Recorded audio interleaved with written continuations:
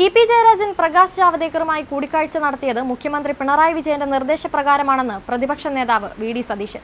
വിഷയത്തിൽ പിണറായി വിജയൻ ജയരാജനെ ഒറ്റിയെന്നും കൂട്ടുപ്രതിയെ ഒറ്റുകൊടുക്കുകയാണ് പിണറായി ചെയ്തിരിക്കുന്നതെന്നും വി.ഡി. സതീശൻ പറഞ്ഞു. എല്ലാ കാര്യത്തിലേക്കും ജയരാജനെ മാത്രം തള്ളിവിട്ടുകൊണ്ട് അവസാനം കൈയൊഴിയുകയാണ് പിണറായി വിജയൻ ചെയ്തിരിക്കുന്നതെന്നും പ്രതിപക്ഷ നേതാവ് പറയുകയുണ്ടായി. മുഖ്യമന്ത്രിയുടെ നിർദ്ദേശപ്രകാരമാണ് ഇ.പി. ജയരാജൻ പ്രകാശ് ജാവദേക്കറുമായി കൂടിക്കാഴ്ച നടത്തിയത്. എന്നിട്ടിപ്പോൾ കൂട്ടുപ്രതിയെ ഒറ്റുകൊടുക്കുകയാണ് പിണറായി ചെയ്തിരിക്കുന്നത്. ഇത് കൊണ്ടു നടന്നത് നീയെ ചാപ്പ, കൊണ്ടുപോയി കൊല്ലിച്ചതും നീയെ ചാപ്പ എന്നതിന് സമാനമാണെന്നും ഇത്രയ്ക്കൊക്കെ അധപ്പതിക്കാൻ CPM ജീർണത ബാധിച്ച പാർട്ടിയായി മാറിയോ എന്നും വി.ഡി. സതീശൻ ചോദിച്ചു. സത്യത്തിൽ എന്തിനായിരുന്നു ഇ.പി. ജാവദേക്കർ കൂടിക്കാഴ്ച? ഇതിന് രാഷ്ട്രീയമോ ബിസിനസ്സോ പരമായ ലക്ഷ്യങ്ങളാണുള്ളത്. BJP കരുവന്നൂരിൽ അന്വേഷണം കടുപ്പിച്ചത് വോട്ടിന് വേണ്ടിയാണ്. ഇപ്പോൾ അറസ്റ്റ് എന്ന് ഭീഷണിപ്പെടുത്തി പൊളിറ്റിക്കൽ ഡീൽ ഉണ്ടാക്കിയിരിക്കുകയാണ് BJP ചെയ്തിരിക്കുന്നത്.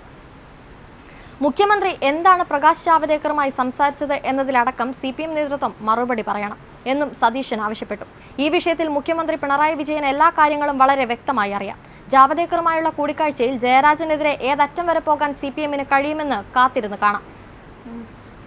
കാത്തിരുന്ന് കാണാമെന്നും സതീശൻ വ്യക്തമാക്കി. സംസ്ഥാനത്ത് ലോക്സഭാ തെരഞ്ഞെടുപ്പ് നടത്തിപ്പിനെതിരെയും വി.ഡി. സതീശൻ വിമർശനം ഉന്നയിച്ചു.